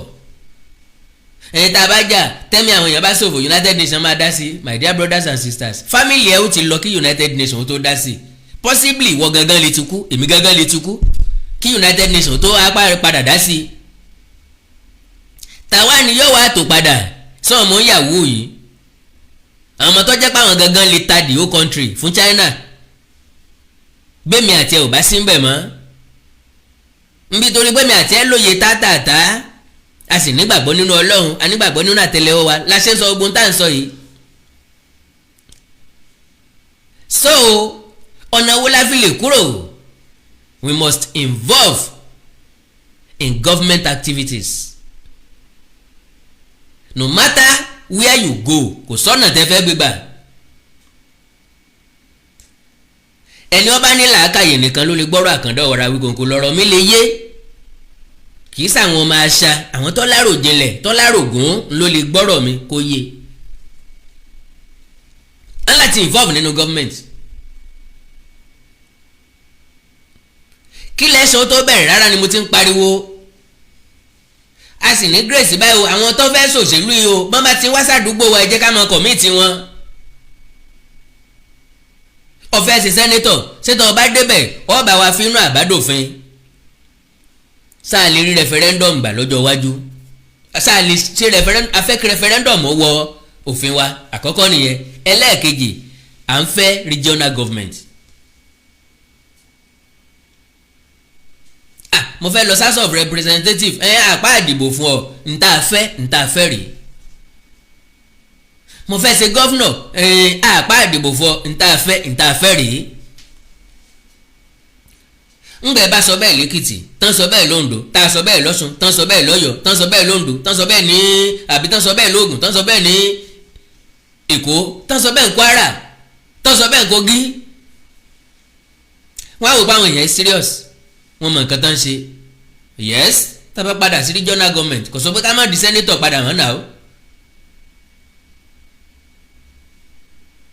gbogbo àìmọye nǹkan ni mo kọ́ọ̀tì kúrò nínú ọ̀rọ̀ Professor Banji Akintoye o ó gùn like 40 something minutes ni or 20 something minutes or so èmi mo dín kù síbẹ̀ yẹn. gbogbo káwúsá máa lọ kí Fúlàní ọmọ lọ kò lè work kò sẹ́ni tí ó máa kúrò nílẹ̀ fẹ́ nìkan. àkáwọn ọmọ Yíbò kúrò ládìgbọ̀ kán kúrò lálábà kò sẹ́ni tó lè lọ́mọ Yíbò kúrò mbẹ̀.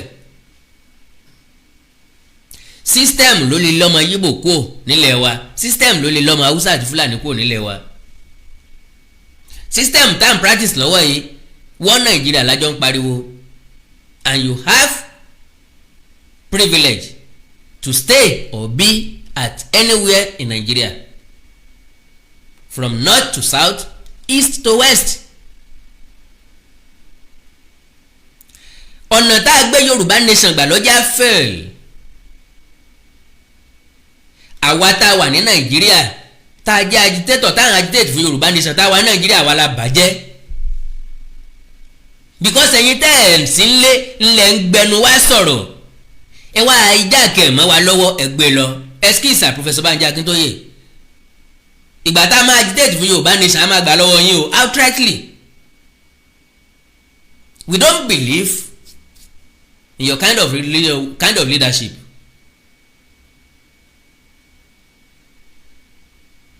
gbogbo ọ̀rọ̀ tẹ́ fẹ́ sọ fún press conference yín expectation wa nípa ti gba Yorùbá nation ẹ̀dẹ̀ ní ká congratulate ara wa congratulation what? pẹ̀ waste time wa for 2 years more than 2 years lórí ẹ̀tàn lórí irọ́ pọ̀ pẹ̀ fàkókò wa ṣòfò.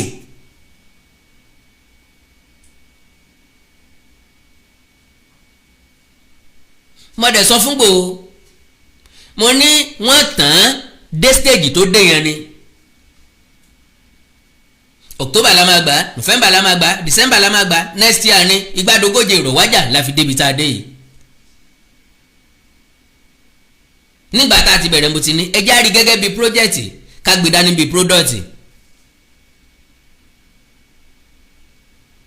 When you have something as a project, you will be nursing it, working on it, projecting it. Tó bá rí nǹkan gẹ́gẹ́ bí brand, wàá máa pọ́n lé, wàá máa introduce ẹ̀ sáwọn èèyàn. Wọ́n wá fáwọn ajá agbóléyìn o agbólókè agbónílé lórí òkè mọ́ lẹ́yìn. Tí kálukú bá ti lówó fóònù tọ́dẹ̀ rí dátà pọ́ǹtọ̀lé lórí kọmọ fáyà lọ́lọ́kù. Wọ́n bẹ̀rẹ̀ sí ní fọ̀n kórí àwọn ọba aládé. Wọ́n ń bú ọba wọn ń bújòyè à ń sọ fún gbà náà ẹnìkan kò gbé wọn ṣàkíyèsí. Kálukú wọn ti jó ó ti jó tẹ́. Ẹnìkan bèrè lẹ́ẹ̀kan pé Kóyèkì ńkọ́ ó ti rámáyé lábí iṣó. Bàbá ní mo lè bú yes. Èmi Àkàndá dúró táìmù mi ni o. Màá yàkàyàkà anybody. Màá fi igi gún anybody lójú ní January 1st. Why? Torí pé mo ti kì í nílọ̀ sẹ́yìn. Ẹ sápá ní plan B nbolẹ̀ wá fẹ́ fi wá sí nìsín Professor Banji Akintoye. Because anyway we wait until when we can do it right. Till when? So that means this struggle has failed already. Nothing else, no more, no less. Ó ti fail already.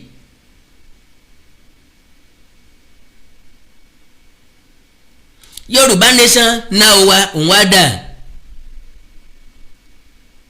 Òní ni 30. Ilá máa gbà lọ́dún yìí. Mo play video tẹ̀ ti sọ bẹ́ẹ̀ o. Pé yes pọ́ possible lọ́dún ìpá máa gbà á. Kò yẹ kó jáde lẹ́nu yín pé we will wait. Ìwọ nínú wa ló fẹ́ wait, you or us?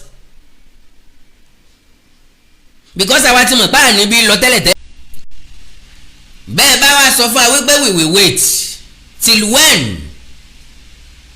Wait for what? Kí la fẹ́ dúró dè? Kò yẹ kí gbólóhùn yẹn tẹnu yín jáde ní ìsìn sà. Because ẹ ti fi wá lọ́kàn balẹ̀. Ẹ dá wa láyà lé. Ẹni àfẹ̀dọ̀ lérí òróǹro. Ẹni àfarabalẹ̀ bí ìyàwó tó fowó ọbẹ̀ dájọ́. Ẹni dídùn lọ́sàn ó so. Ìgbà táwa ti mọ̀ pé ọsàn tí ń bẹ lókè yìí ò ní dídùn kankan lórí kíkan ni o. Tá a ti mọ̀ wípé ọ̀rọ̀ yìí kò ní akàn tó fẹ́ bí ẹja ni o. Ẹ lọ́ lákàn. Sẹ́yìn náà wàá jáde fún wa pé ẹ sọ̀pọ́ọ̀tì Bọ́lá Ahmed Tinubu. Pé wẹ́ẹ́ ẹ jẹ́ á sọ̀pọ́ọ̀tì. So a fẹ́ ọ̀pọ̀lọpọ̀ dáhùn. Eré tẹ jáde tẹ bá wa sọ̀rọ̀ ara yín lẹ sọ fún o. Professor Banji Akintoye ara yín lẹ sọ fún, àpò ara yín lẹ sọ sí. Ọmọ Yorùbá kọ́lẹ̀ ń bá sọ̀rọ̀, and let me quickly correct an impression. Tẹ́ni lọ́kàn wípé àwọn tó fẹ́ kúrò ní Nàìjíríà pọ̀ ju àwọn tó fẹ́ wà nínú Nàìjíríà lọ, irọ́ lẹ pa o. We are just minority. Bó bá jẹ́ pé àwọn tó fẹ́ kúrò ní Nàìjíríà wọ́n pọ̀ ju àwọn tó fẹ́ wà nínú Nàìjíríà lọ ni kò lè nira àti kú òtí pẹ́. Àwọn tó nígbàgbọ́ nu Yorùbá nation péréte ni wá. Àwa tá a wá mọ̀nà tá a lè gbégbà àtúnjẹ́ péréte sí. Ìgbà tá a bá máa pọ̀ sí Yorùbá nation sáà ẹ̀yin ò ní sí mbẹ̀. Mo ti kì í nílọ sẹ́yìn pé bàbá àṣàlẹ̀ lọ ẹ̀kọ́ ẹ̀kẹ́ ẹ jẹ́. Ó yẹ ká máa gbà ràn lọ́wọ́ yín ni ẹ̀kọ́ ẹ̀ gbà ẹ fẹ́ ṣe leader.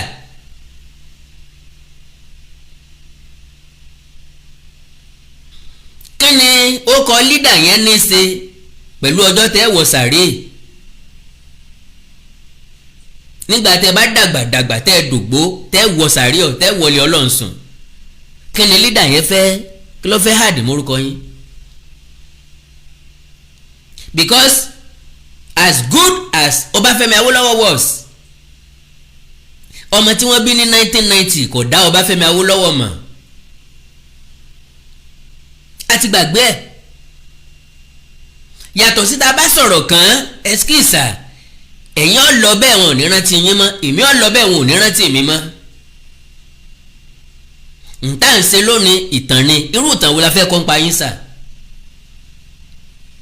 Right from time you are like rebel to government. Professor Banji Akintoye, you eat me and you can never eat me. Èmi lèmi ní àwọn pọ́ìntì tó pọ̀ rẹpẹtẹ láti eat yín. Gbogbo ẹnu mo fi sọ because I knew you than 90% àwọn tí ń tẹ̀lé.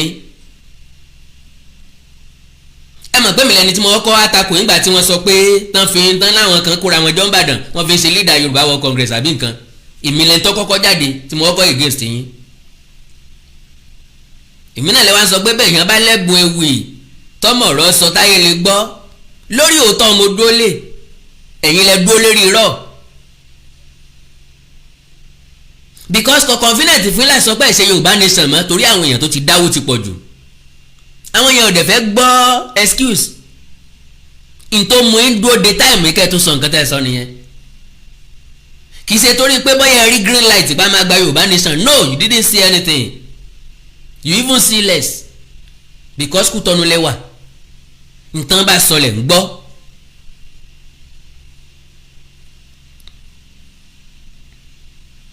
tó bá tó time ẹni tó máa lead wa máa ní grace láti wọ America fún rẹ̀, láti wọ United Kingdom fún rẹ̀, láti lọ sí Spain, láti lọ sí France, láti bá a negotiate.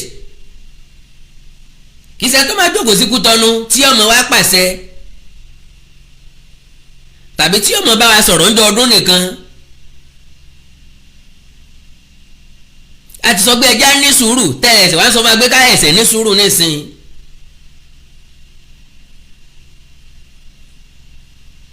Ẹskísà mo ti kì í nílò láìmọye ìgbà. Ẹ jẹ́ kọ́ ọmọdé ó líìdì, ẹ ti dàgbà bẹ́ẹ̀ bá ti ń dàgbà dé stage kan tó máa ń dọmọdé padà at 88.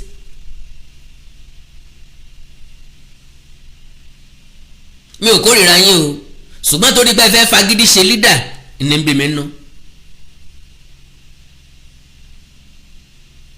Ẹ̀yin náà dẹ̀ ń sọ pé Bọ́lá Tinubu dàgbà,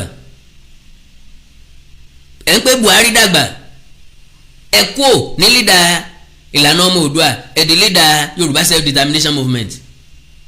Kí ni yàtọ̀? Àpẹ̀mọ́nu láàsì inú làṣà ó kọ́ ẹ mọ́lẹ́mọ́ wà.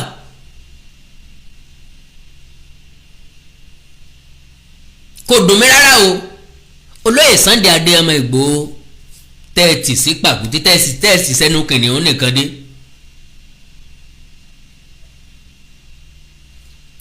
Bí ọba lè sọ ẹlẹ́dàá ẹ̀ ọmọ sọ pé mi Àkàndá kì í lọ dáadáa.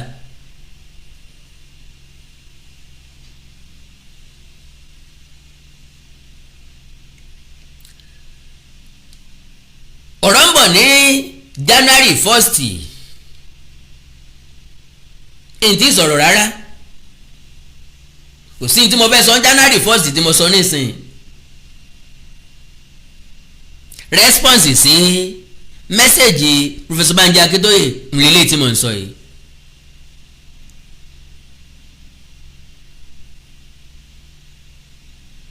Igi kan ìṣègbó, èèyàn kan ìsọjà, ìbàdí kan ò lè jòkó lẹ́ni, ẹsẹ̀ kan ò lè rìnà goroya ẹnìkan kan ò lè dá nǹkan kan sí.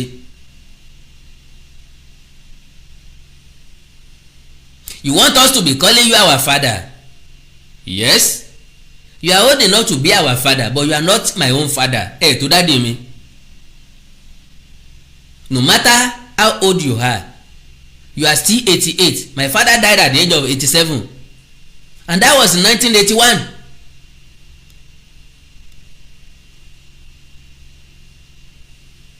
So ẹ tó bàbá tèmi sà. Àwọn ọmọ yín tẹ́ ń bá sọ̀rọ̀ ti mọ̀ páwọn làwọn ọmọ yín tẹ́ ń bá sọ̀rọ̀. Èmi ò ní fake bàbá, mi ò ní bàbá tọmọ ojú ọ̀nà tó wá ní ká mọ̀ ká lọ́nu gbó. You are also a politician. ó dáa láti kó nínú politics kéèyàn bọ́ sínú agitation béèrè fún self determination very very cool. iṣẹ́ yín ọ̀bá yọ kálẹ̀ léwájú tẹ́ fi wájú lẹ̀ fáwọn tó wà agile. Majority ọmọ Yorùbá ló lẹ́ experience ni wọ́n ní ọpọlọ tó pé àtìmọ̀ ìjìnlẹ̀ tó kún sọ́sọ́ wọ́n pọ̀ jù á lè kà wọ́n tán. Majority àwọn olóṣèlú ni ò bá ní interest nínú wa, majority àwọn ọba ni ò bá ní interest nínú wa. Àwọn ajá yín ló fi èébú àtèpèlé wọn lọ. Yes, àwọn ọba tó yẹ kó súnmọ́ wa wọ́n ti ṣépè fún wọn, wọ́n ti bú wọn, wọ́n ti pè wọ́n lórúkọ. Àwọn olóṣèlú tó yẹ kó máa ṣòwò fún wa wọ́n ti ṣépè fún wọn, wọ́n ti bú wọn, wọ́n ti halẹ̀ mọ́ wọn, wọ́n ti lé wọn lọ. Ṣá wa lè dá sí láìsí olóṣèlú? Wọn ò bí wa dáa. As a professor ó yẹ kẹ́ ẹ̀ láì tiwa lọ́nà wo wọn ò marginalize wa nínú ìjọba.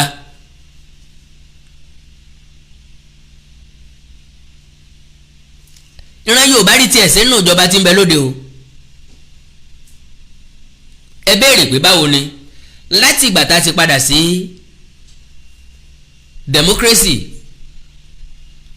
ọmọ Yorùbá ló kọ́kọ́ ṣààrẹ for good 80 years.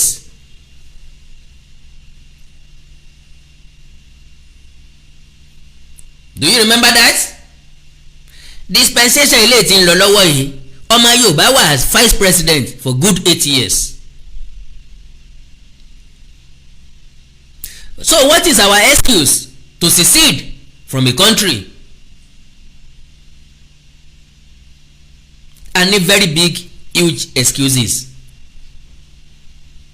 We have many points, we have many reasons láti ya kó lára ìlú tá a wà tẹ́lẹ̀tẹ́lẹ̀. Because ìbáṣepọ̀ tán pè ní relationship number fẹ́ ni kì í ṣe number túláàsì. We can decide at any fucking moment. Bá a fẹ́ kó a sínú àjọṣepọ̀ ilé máa fẹ́ ṣètìwá lọ́tọ̀ ọlọ́nà tá a gbọ́dọ̀ gbégbà. A gbọ́dọ̀ kọ́kọ́ study intimenta. Irú àwọn èèyàn wo la bá tò pọ̀, irú àwọn èèyàn wo là ń bá ṣe, irú àwọn èèyàn wo ni wọ́n lead wa, irú àwọn èèyàn wo ló jó lórí wa, irú àwọn èèyàn wo ló wà láyìíká wa.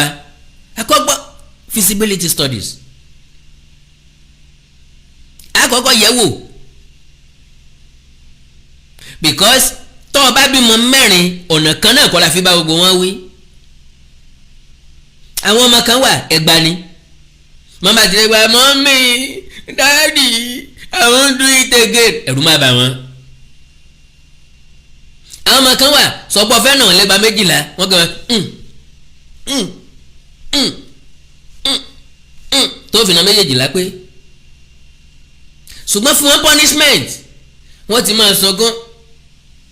Àwọn ọmọ kan wà ọ̀nà wọn kò dùn wọn fún punishment kò ní nǹkan kan wọ́n tó máa jó lórí ibi tó ti ní kan fọ́ dólẹ̀ ni ṣùgbọ́n sú wọn lóhùn. Gẹ́gẹ́ bẹ́ẹ̀ lọ̀rọ̀ ibi tá à ń lọ àwọn èèyàn wo la fẹ́ kórìn irú èèyàn wo ni wọ́n ṣe. Bí wọ́n bá negotiate fún Yorùbá nation tá à ń pariwo lónìí Professor Banji Akintoye wọn ò ní pè ń sà. Àwọn ọba tá a bùn ni wọ́n máa pè. Àwọn olóṣèlú tó lead wa tó ṣáájú wa ni wọ́n máa pè.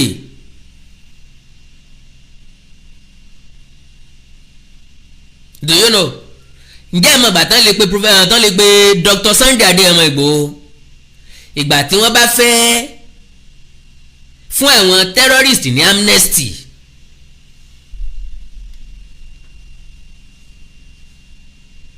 Honestly pé òkè o ẹ̀yin tẹ́ ẹ̀ agitate ní south ẹ má agitate mọ́ ẹ̀yin tẹ́ ẹ̀ agitate ní west ẹ má agitate mọ́ amnesty ẹ̀jẹ̀ àjòkó sọ̀rọ̀ kí la fẹ́ kí ṣe lórí ọ̀rọ̀ ìjọba. They can never because any individual change the system of government. Kí a gbé torí pólóyè Sunday Adéyẹmọ Ìgbòho ti ń bínú o ó ti fẹ́ káwọn yẹn kó ní Yorùbá nation káwá pè jókòó pé òkè irú gọ́ọ̀mẹ̀ntì wo ló fẹ́ ká máa ṣe never it will never happen.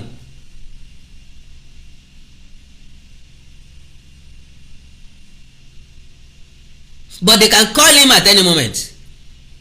Not only him. bọ́n bá ṣe pé ni wọ́n ṣe pa àwọn tó ń lead ní south east south Niger Delta ẹ̀já jókòó ẹ̀já sọ̀rọ̀ kí lẹ fẹ́ wọ́n rẹ̀ wá jẹ wọ́n ṣe kíní kankankan wọ́n rẹ̀ wá jẹ ò ní túmọ̀ o kò wúlò kò ń ṣe excuse o ọ̀nà wo náà fi ń rẹ̀ yín jẹ senatorial district yín ẹ̀ ní senator l'Abuja àbí constituency yín kò sí house of rep member ń bí àbí ẹjọ́ wo lẹ bi wọ́n léèrè ní state yín ẹ̀ lọ́mọ ilé ìgbìmọ̀ asòfin ń bí àbí wọ́n yan commissioner wọn ò mú láti region yín àbí ṣé wọn ò fún yín láǹfààní láti jẹ chairman local government ṣé ẹ̀ ní àǹfààní sí councillor.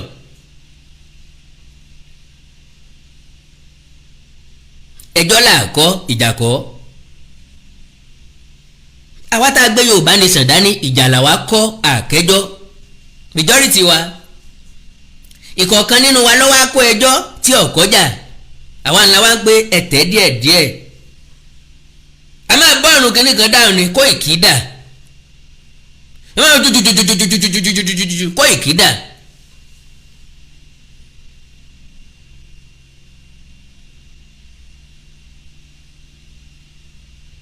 ìwọ̀nba niyẹn gbóná láì kìí sọkà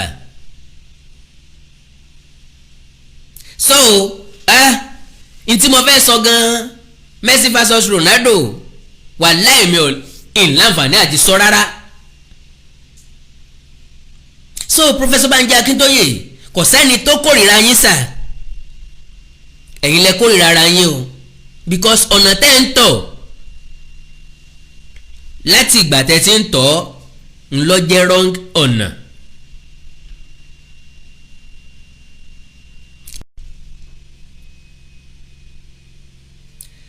gẹ́gẹ́ mo ti sọ ẹgbẹ̀ta láriwo kò lè gbé akóò ní Nàìjíríà 1000 rally kò lè gbé akóò ní Nàìjíríà ọgbọ́n la fi pẹ́ mọ́ àyàgbàǹgbà la fi pejò pẹ̀lẹ́kùtù la fi roko òdì ọ̀pẹ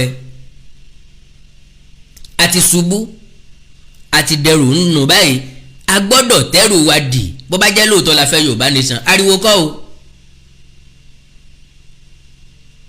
majority agitator ń jáde wọ́n kàn ń against Bọ́lá Tinubu nìkan ẹ̀ ń pè lórúkọ different names ẹ̀ ń kan lábùkù ẹ̀ ń yẹ̀yẹ́ ẹ̀ ń pẹ̀lú àwọn ọmọ Yíbò láti ṣe tánà di ọmọ ìyá àtìyín ẹ̀ ó kówó jẹ bí ẹni pé ó bá bẹ́ẹ̀ ló kó jẹ ẹ̀ ò lọ́rán sọ́jà lọ tó géètì ṣé Tinubu ni commander in chief of armed forces àní ẹja pọ̀ tẹ̀tì ká gbé ìfẹ́ sókè ẹ̀ ń kọrin kówókówó ẹ̀ ń wọlé tiyín ẹ̀ ń bá wọn mọ tẹni ẹlẹ́ni kẹ́ẹ̀ tó sọ̀kan ọmọ Yíbo ti bá ń gbé wọ́n ti bá ń tàn ká inú yín tó ń dùn àwa là ní plan B ẹ̀ wá lẹ́yìn ò ní plan B mo tún wá sọ fún yín pé kò ní rọrùn fún yín láti padà wá sí plan B wa o ẹ̀ wá fẹ́ máa dọ́gbọ́n padà wá sí plan B wa lẹ́ fi sọ pé a máa ní sùúrù till when we can do it right. So we cannot do it right at this moment while we have been telling you for long.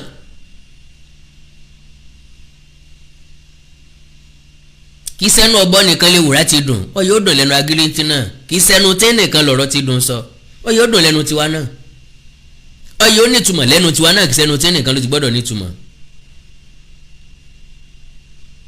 So insinuation yín about me was very very wrong and false accusations.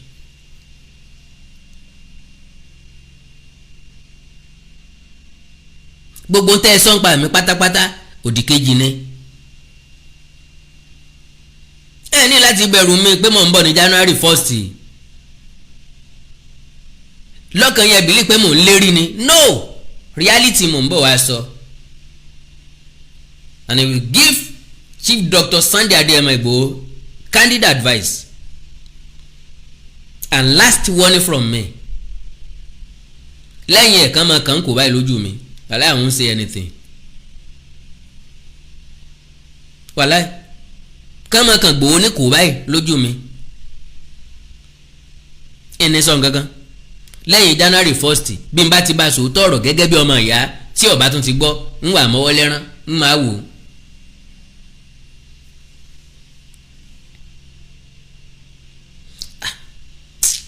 alẹ́ tó ní pọ̀ Messi vs Ronaldo mo sì ń padà bọ̀ lórí ẹ̀ òní kọ́ ẹ foríjì mi ò ẹ̀yin tẹ́rọ̀ mi bá tún bínú o ọdún tuntun la fẹ́ wọ̀ yìí o ẹ má ní mínú tẹ bá sì mí ní mínú ẹ máa ń jẹ́ kí n ga sí ń tèmi ni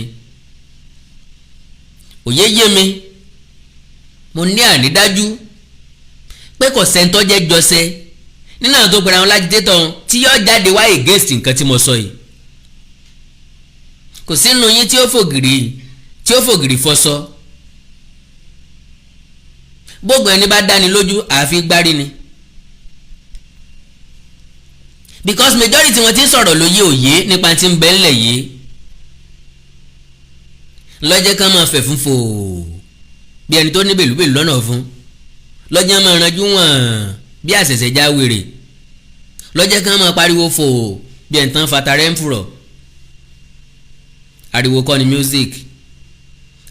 ni music o ẹ̀ǹtí barẹ̀ ló máa ń pariwo ariwo kọ́ ni music o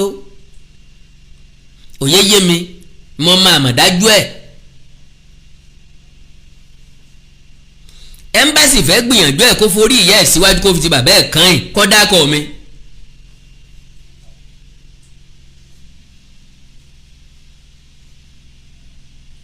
ẹ mọ̀ pé gẹ̀gẹ́ sẹ́gbẹ́ gògóńgò ẹran tá a fà báyìí tí ọjà wọn pè ná mọ̀ bíntín lè kúrọ́ apá ọ̀bẹ ọ̀ka kékeré kọ́ ni bàbá fi jọmọ lọ ìdí bàbá lọmọ bókótọ́ bẹ́pọ̀n ẹpọ̀n tẹ́pọ̀n lóòótọ́ awọ ẹ̀yìn jura wọn lọ January 1st ẹ máa gbọ́ wìrìwìrì lọ́jọ́ yẹn wìrìwìrì lẹ́nu àkàndá Awikonko. Professor Banji Akintoye ti sọ tiwọn o à ń expect Dúpẹ́ Onídìrí kó n tó ń gbọ́dọ̀ sọ ni pé a ti reclaim lẹ́yìn ẹ̀ a sọ fẹ́ ní one of them pé kàn shut up kàn mèsì ọ̀run láti January 1st tẹ́ ẹ̀ bá wá mèsì ọ̀run whatever tẹ́ bá ti ń sọ láàmú jáde láàmú wá against èmi nìkan kọ́ o àwọn èèyàn ti wà nílẹ̀ rẹpẹtẹ àwọn èèyàn wà nílẹ̀ wọ́n ti múra yín lẹ̀ rẹpẹtẹ ṣùgbọ́n kí wọ́n fẹ́ kí n kọ́kọ́ ju bọ́ǹbù tèmi ní January 1st kẹ́ ẹ tó wá gbọ́ ẹ ti extort àwọn èèyàn extort wọn àwọn èèyàn ti dáwó ẹ wá la máa dúró until when we can do it right ń bọ́ná ti ń ṣerú ẹ̀ gbogbo ó tẹ̀ ti gbà yà dá padà ni kíní kan àkáǹtì ẹ yá fọ́fìtì ẹ dáwó padà fáwọn tó lówó no excuse dànkẹ́ fún Yorùbá nation ní yíyá yìí o tó fẹ́ parí lọ́la yìí o compulsorily ẹ má sì gbàdúrà kú fún mi ẹni Ọlọ́run ọ̀pá kò sẹ́ni tó lè pa olórí burúkú ọmọ yìí ṣé yóò di January 1 ẹ̀yin kọ́lẹ̀ lẹ́mí mi Ọlọ́run ló ní. n ó dìgbà náà o n ò ní dìgbà náà o Ọlọ́run ló ní.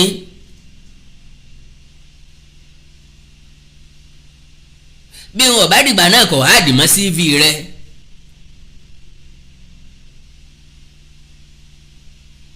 ẹgbẹẹgbẹ̀rún èèyàn ń bẹ́ńlẹ̀ tó lè sọ́jú mi lọ.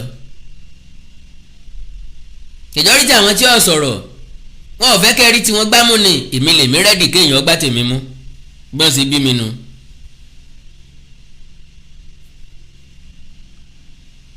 so ìran Yorùbá Ọlọ́run ní jẹ́ ká yin aláwo wa láyìn sódì asọ̀rọ̀sẹ kì í sọ̀rọ̀ nù àkàndọ̀rọ̀ Awikonko nre ni wọ́n ṣe wọn ní ṣèkà gbére bá dìbí ìpàdé dọ̀hún o òótọ́ ni wọ́n máa sọ wọn ní ṣèké ọ̀gangan ọ̀nà làlágẹ̀ sọ bí nǹkan bá ti rí ni màá wí bó bá ti rí gan ni màá sọ àwọn ìka àwọn àgbàkan ni wọ́n ń torí wa bọ̀gbẹ́ àkàndá ọ̀rọ̀ Awikonko èmi kọ́ o ẹ mọ̀ lé ẹ mọ̀ wá ẹ mọ̀ pé fẹ́ mú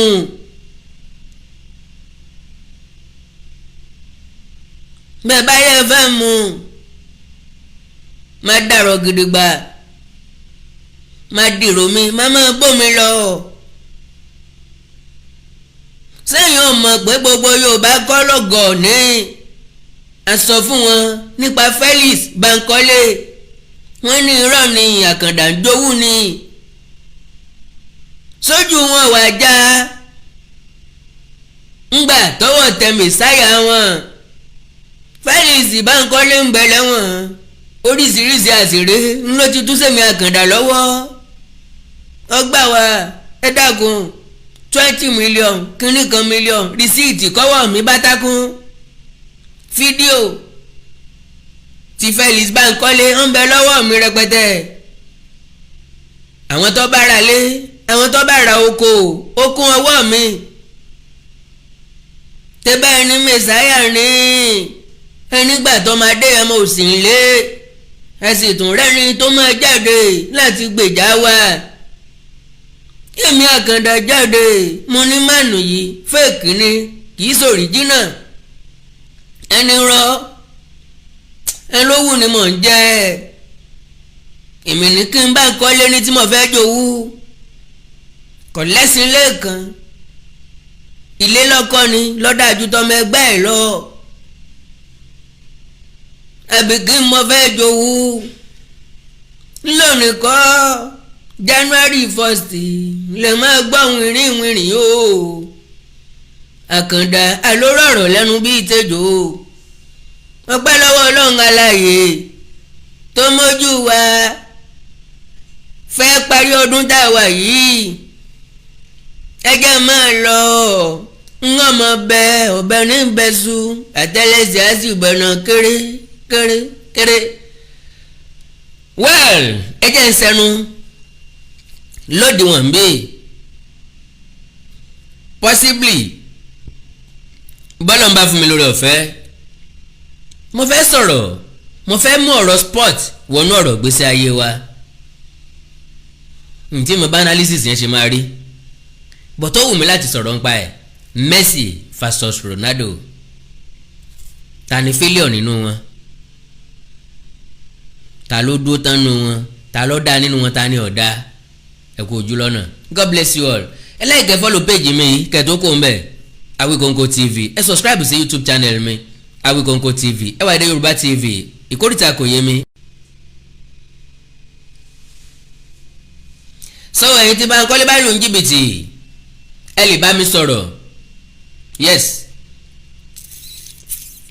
kọ́sà sanwó àwọn ẹni ẹlẹ́ni 14 million naira ẹ bá mi sọ̀rọ̀ lórí WhatsApp +234 904 851 9362 +234 904 851 9362 +234 904 851 9362. God bless you all. Bye. Gary o.